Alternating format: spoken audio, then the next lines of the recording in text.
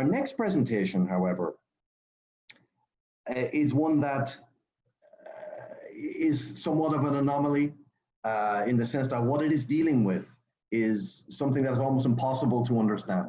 The great perfection, the teaching of Dzogchen in Tibetan Buddhism. And this is the work of Nicolas Gutierrez. Now, Nicolas has produced with this work an outstanding piece of scholarship. The great perfection is an extraordinarily difficult concept, practice to explain. The ideas behind it are somewhat ineffable, somewhat hard to process in language. In some ways, that's the point of the great perfection. We have to transcend our linguistic categories. But what Nicolas does is actually creates a story of how this idea of the great perfection can be understood through traditional categories of Buddhist doctrines. The problems, the issues, the disputes, and the history that leads us to this mysterious idea of, as Nicolas calls it, the immanent mind of clear light, a non-conceptuality and skillful means in early Atiyoga, a very scholarly work which presents this material in a manner that is both lucid, understandable, and has depth of insight. A remarkable piece of work. So I will leave it over to Nicolas to explain further how we can all reach this stage of great perfection. Good evening, everyone. Thank you very much, Dr. Walsh, for those kind words. It is true that it is a very difficult topic. I think I was surprised when I learned how complex it all is and how many strands of Buddhism converge in the great perfection. So, as you well said, my thesis is more than anything an attempt to present it in a way that makes sense. And for me personally, it was an attempt at trying to get closer to the tradition of Buddhism. We had a wonderful, wonderful introduction in the program. And what I wanted to do with this thesis was continue that search and that to understand better that tradition as one of the big traditions of yoga. If you could hold one moment, I'm going to share my screen with you.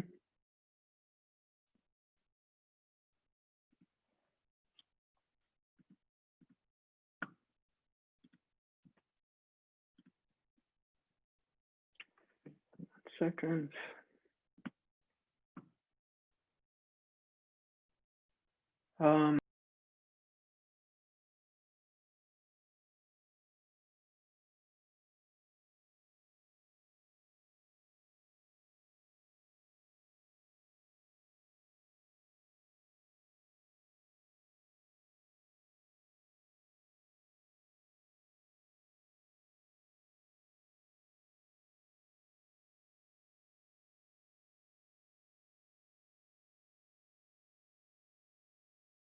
Hello?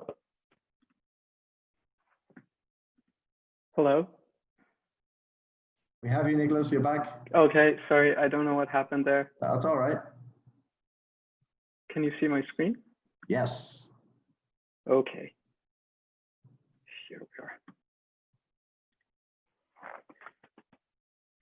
are. I'm going to try to, more than going into detail on all of the different doctrines or theories I studied in my thesis, I would like to explain a little bit more how I became interested in Buddhism and some of the most significant aspects of my research, or at least the ones that I find more touching or more significant from a human perspective more broadly. So as I was saying, my interest in Buddhism pretty much began at LMU because the contact I'd had with the tradition back in Colombia, which is where I'm from, was non-existent really. So the Buddhism course we had at LMU was absolutely fantastic.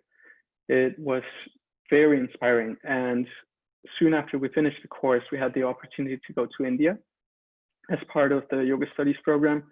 And right before a Jainism course in India, I managed to fly to northern India and visit some monasteries and some significant Buddhist places.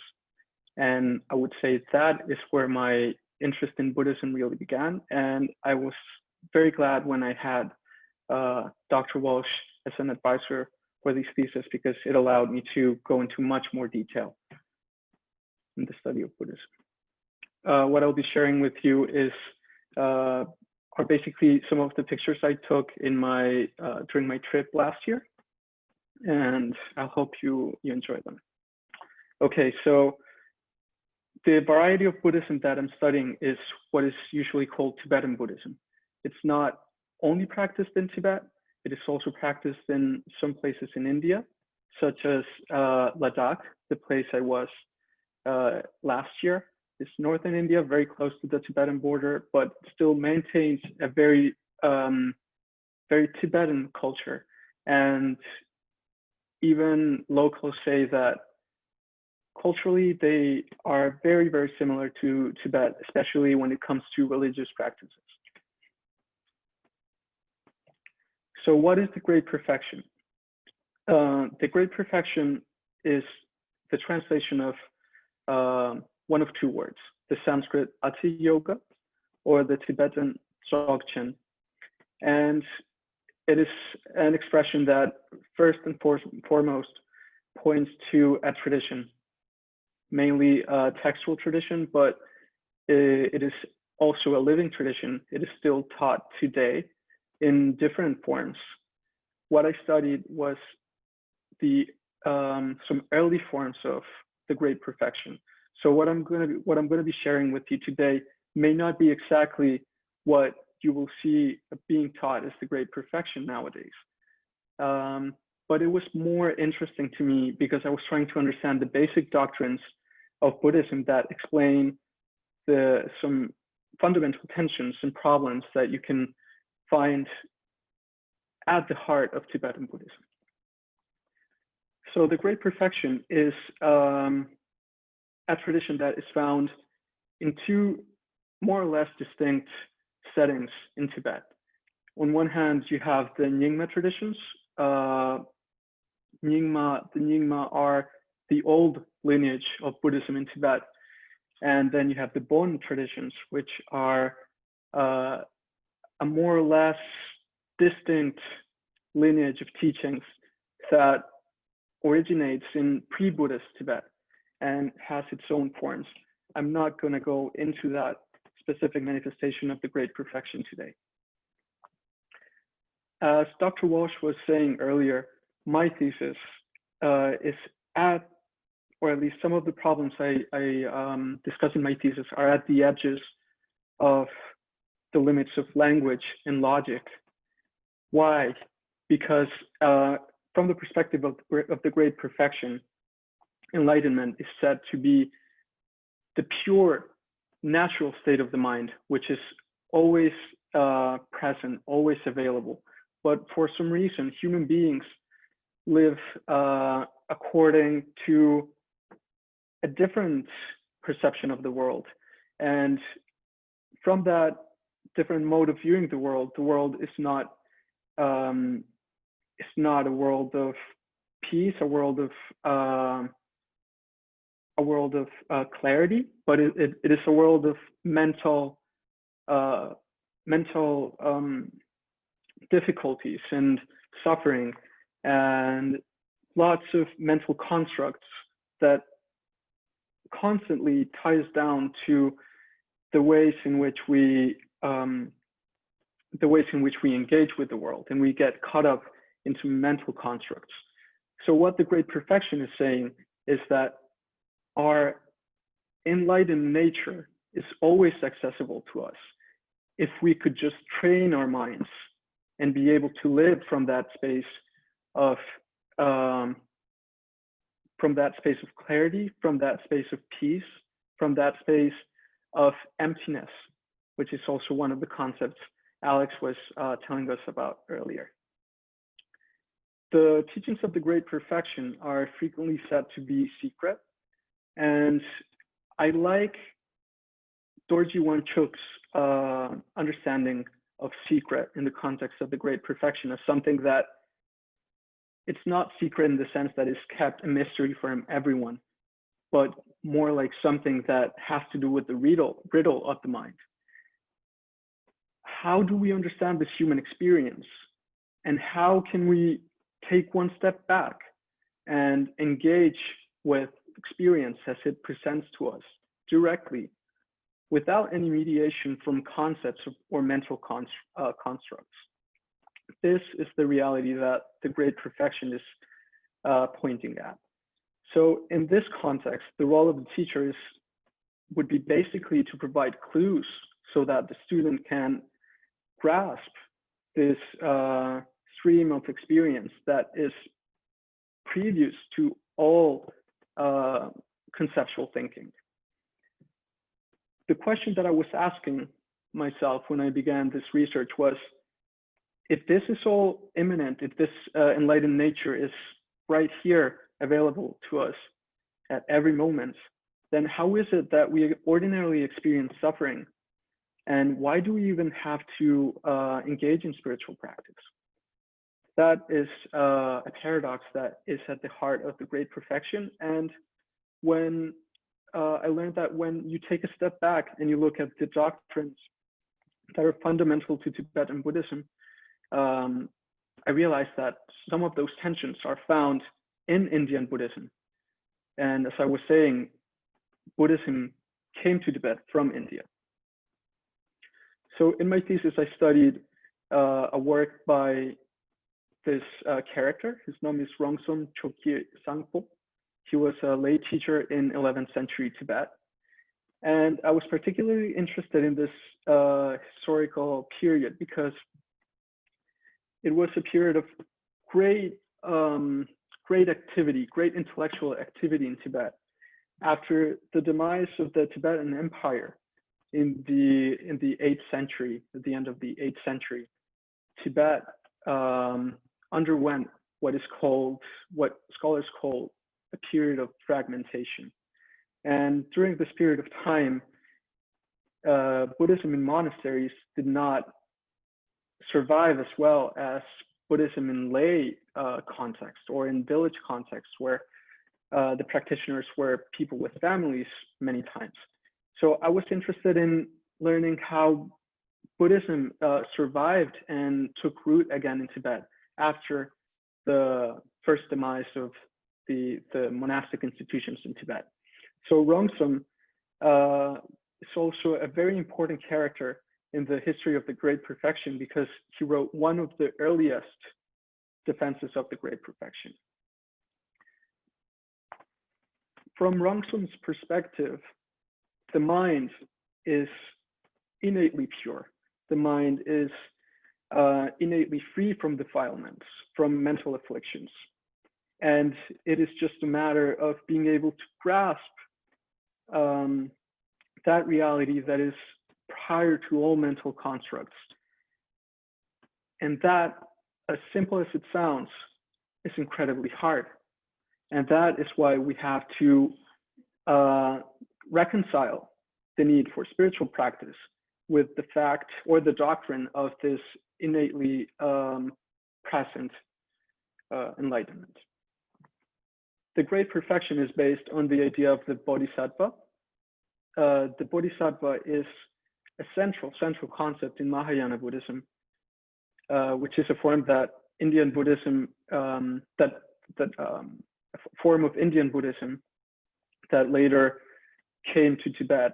And the emphasis here is on the figure of the bodhisattva, a being who, out of a great compassion for the suffering of all sentient beings, decides to achieve Buddhahood, not to go out of the world and live free from suffering, but to help all sentient beings be free from suffering. And the idea of the bodhisattva vow, that great promise to achieve Buddhahood and help all sentient beings be free from suffering, is what fuels the path of the bodhisattva in his or her path. But what is perhaps confusing to beginners such as myself when we get close to this tradition is that the path of the Bodhisattva is presented as an incredibly difficult task. And at the same time, the scriptures, the Mahayana scriptures say that everything is ultimately empty. As Alex was saying earlier, everything is ultimately empty of inherent existence. But this does not mean that nothing exists. On the very opposite is the case, and it's that everything is intricately interconnected.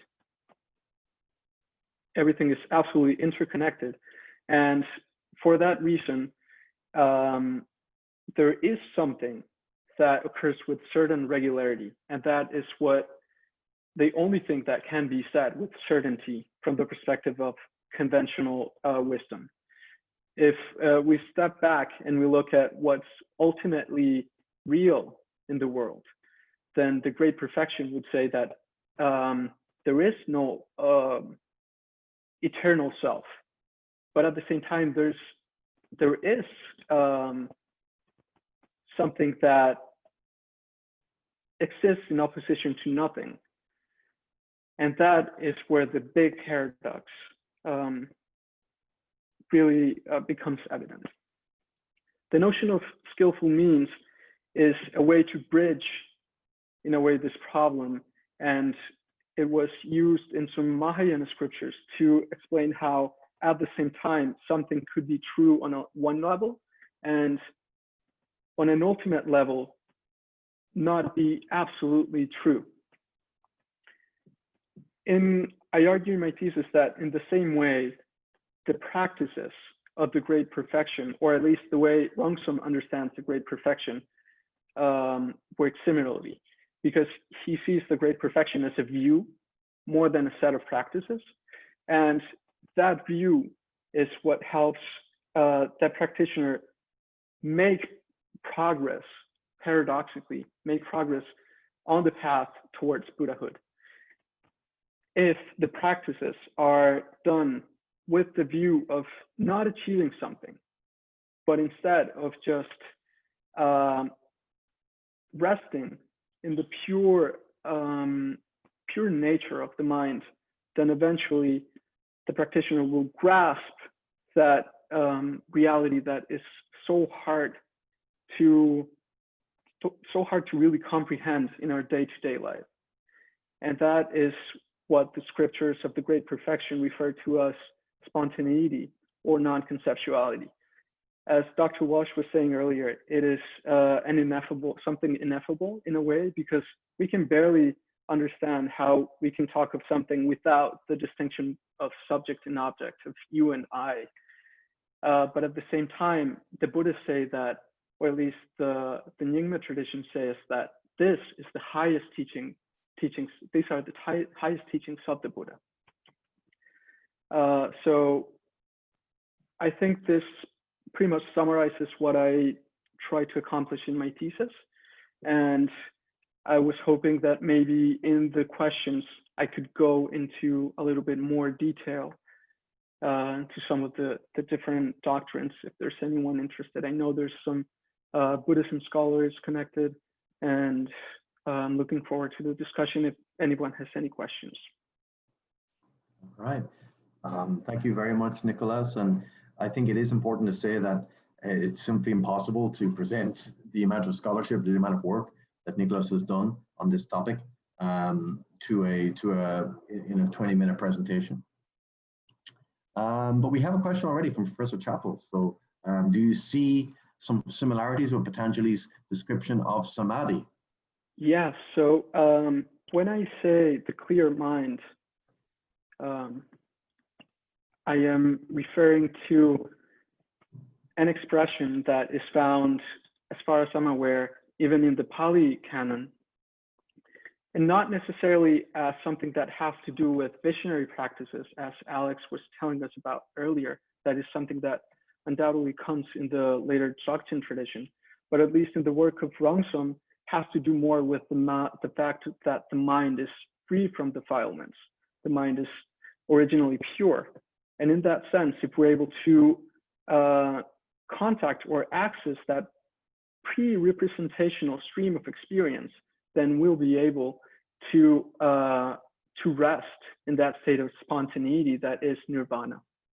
And in that sense, nirvana would be just a different mode, if you will, of cognizing experience and engaging with the world.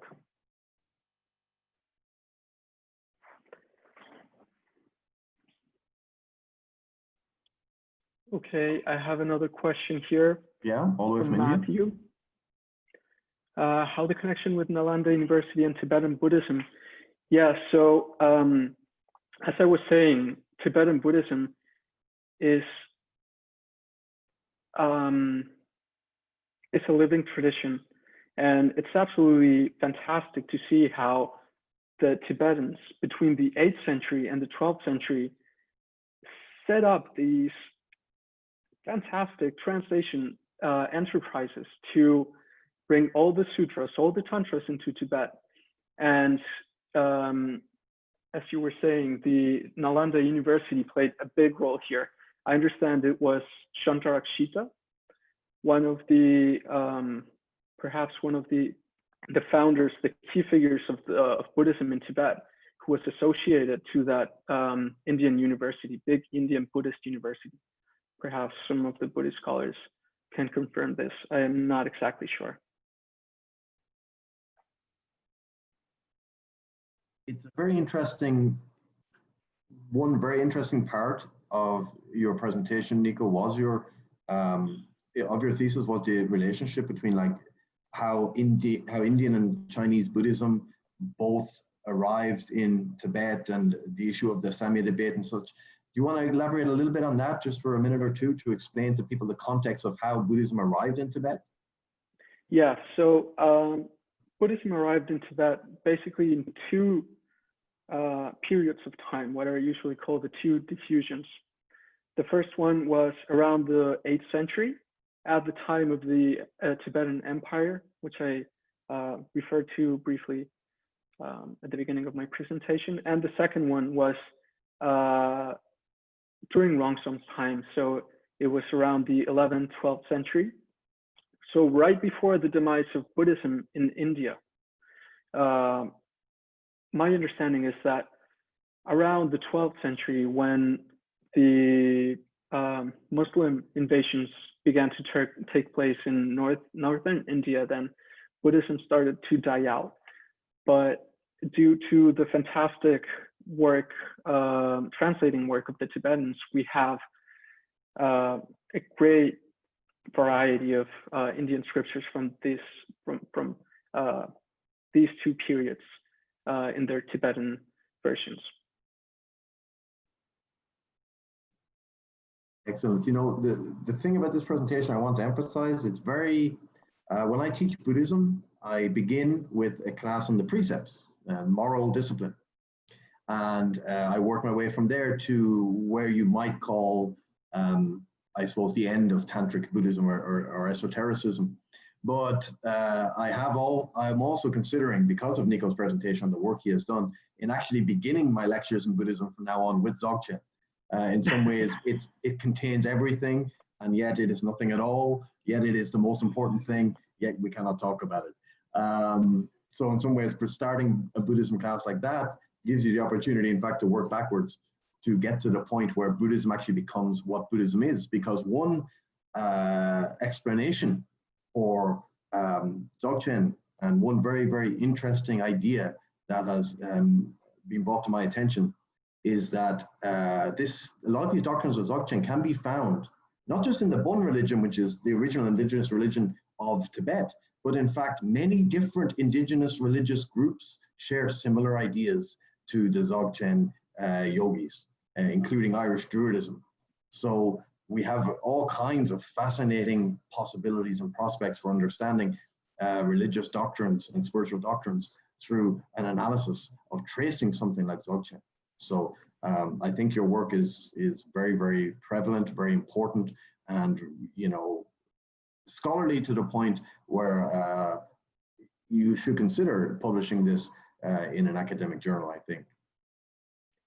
Thank you very much for those kind comments. I really feel a little frustrated that I cannot share this more adequately. It is a very, it's a big task for me to do this in English over the computer, and I've tried my best. And I know even then it might not be what you or I was expecting. But I wanted to thank you all for your kind comments, and everyone for your support. This has been a wonderful couple of years here. I couldn't leave feeling more inspired and more happy with what I have achieved here. So I would really like to take a few more minutes to thank Narinjan very especially, Amy, Dr. Walsh, Dr. Chris Chappell and Chris Miller, Dr. Lori. Really, I have no words to thank you for the support and the knowledge you've kindly shared with us during these past 2 years. You know, I'm sure it's very much appreciated. I can echo that. You know, as the faculty here are so wonderful, have been so helpful with all the students. And by the time, of course, I arrived to teach the Buddhism, but also the MA course here, already this cohort had been so well prepared and were so, you know, ready to do this academic work. I also want to mention Karen Muldoon-Hulmes, who actually also is here today, who's taught Sanskrit to the cohort, and who actually I TA'd for many years ago. So I also learned a lot about Buddhism from Karen. So I want to mention that, you know, as part of my lineage also. Thank you very, very much, Nico. We very much appreciate it. Yes, of course. How could I forget Dr. Karen? Thank you so much. And yes, I cannot forget the Indian scholars who went to Tibet. Of course, it wasn't only the Tibetans who went to India. Of course, very special case, the scholars Santarakshita and Kamalashila. I do explore the Samya debate in my thesis. I give it a lot of attention. And I can recommend anyone who's interested in the doctrinal and historical studies of early Tibetan Nyingma traditions should definitely have a look at what Nico has done. It's as well done as you could ask for. Exceptional scholarship. It's my first year here, so unfortunately I missed the whole first year of Nico's experience in the Yoga Studies Master's program, and that's a great loss to me. But it is my honor today to bestow an honorific upon Nicolas, Arias, Gutierrez, the honorific of, or the superlative of Jinan. And so I have a verse that I'd like to offer from the Bhagavad Gita from book 14, verse 11. So I'll read it in Sanskrit and then I'll read it in English and talk about that a little bit. So it's Sarve Devarishu Dehismin Prakasha Upayajate Jana Yada Tada Vidya Vivridam Sattvam Mityuta. And so the meaning in English is when the light of knowledge shines through all the gates of this body, then it should be known that sattva is dominant. And so that seemed to me to fit with everything you have accomplished in the last 2 years. I hear nothing but accolades from your professors, speaking to the deep amount of mastery that you have accumulated over this time. I know in my own class with you last fall, you were always prepared, you always had excellent questions, and you were not only knowledgeable, but you also held that knowledge lightly and shared it freely with other people, which I think is a beautiful thought. That knowledge is something that can flow through you like a river, and you shared very generously the knowledge you had accumulated with other people in the cohort and with people in the first year cohort as well, the people who are first years this year. So I think that you have a very bright future ahead of you. And I think it's very brave of you to really explore through Dzogchen this interface between the human nature to try and delineate things in words and the impossibility of the task of trying to describe the inevitable. So, congratulations, Nico. You have displayed great awareness, knowledge, and conscience all the way through this program, at least within the time that I've known you. And I'm sure that you will go on to do the same in the future. Thank you very much for those very, very kind words, Dr. Karen. I'm deeply touched, especially because being far from home the past few months have really shown me the value of the community I've found at LMU. And I'm extremely grateful to each and every one of the faculty members and my fellow cohort classmates. I have nothing but words of gratitude, and I feel proud to have shared this time with every one of you. Thank you very much.